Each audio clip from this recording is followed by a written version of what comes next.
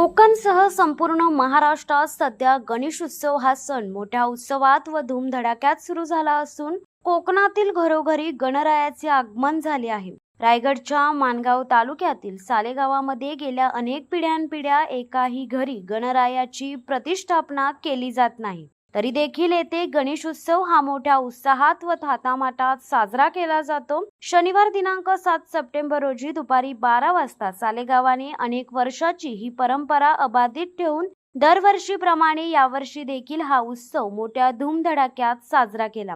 जवळपास 125 ते 150 उंबऱ्याच्या गावात एकाही घरात गणरायाच्या मूर्तीची प्रतिष्ठापना केली जात नाही। गणेश चतुर्थीच्या दिवशी गावातील सर्व मुंबई चाकरमानी हे गावाला येत असतात। तसेच सर्व ग्रामस्थ हे गावातील स्वयंभू शिवगणेश मंदिरात जमून भजन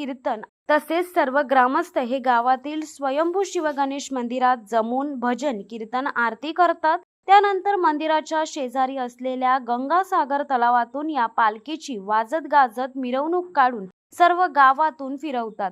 गणेशोत्सवाला गावातील माहेरवाशिनी, सासरवाशिनी, महिला वर्ग गंगासागर तलावातून पालखी मिरवणूक जात असताना तलावाच्या बाजूने हातात तांदूळ घेऊन उडवतात। गावातून पालखी मिरवणूक फिरत असताना प्रत्येक गावातील महिला वर्ग या पालखीची मनोभावे पूजा करतात। खालूबाजा लेझिमच्या ठेक्यावर तरुण तरुणी नाचगाणे करून मोठ्या आनंदाने ही पालखी मिरवणूक परत स्वयंभू शिवगणेश मंदिरात घेऊन तिची सांगता करतात। हा आगळा वेगळा पालखी सोहळा पाहण्यासाठी माणगाव पंचक्रोशीतील भक्त भाविक देखील मोठ्या संख्येने उपस्थित होते। एक गाव एक गणपती ही प्रथा खूप वर्षापासून आमच्या गावामध्ये सुरू आहे आणि जेव्हा दिवस आहे गणपतीचा, तो सगळ्यांच्या आयुष्यातला खूप मोठा दिवस आहे आणि आम्ही गणपतीला खूप मानतो।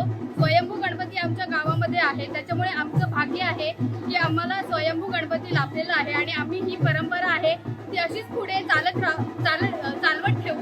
धन्यवाद। परंपरा आणि किती वर्षातून सुरू आहे आणि कसं काय नियोजन असतं? नमस्कार। एक गाव एक गणपती ही संकल्पना आमच्या गावामध्ये फार पूर्वापासून आलेली असेल। मलाच काय तर माझ्या पाठच्या पिढ्या 2-3 पिढ्यांचं सांगता येणार नाही की कधी प्रथा सुरू झाली आणि कशा प्रकारे चालू झाली ती। पण आता हा एक गाव गणपती उत्सव आमच्याकडे जोरात केला जातो।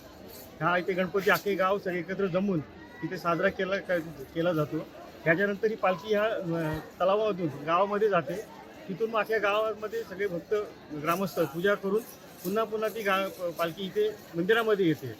शिवसत्ता टाइम्ससाठी गौतम जाधव, इंदापूर। दे धडक बेधडक वृत्त देणाऱ्या आपल्या शिवसत्ता टाइम्स न्यूज चॅनलला लाल बटन दाबून सबस्क्राईब करा आणि बेल आयकॉनला क्लिक करायला विसरू नका।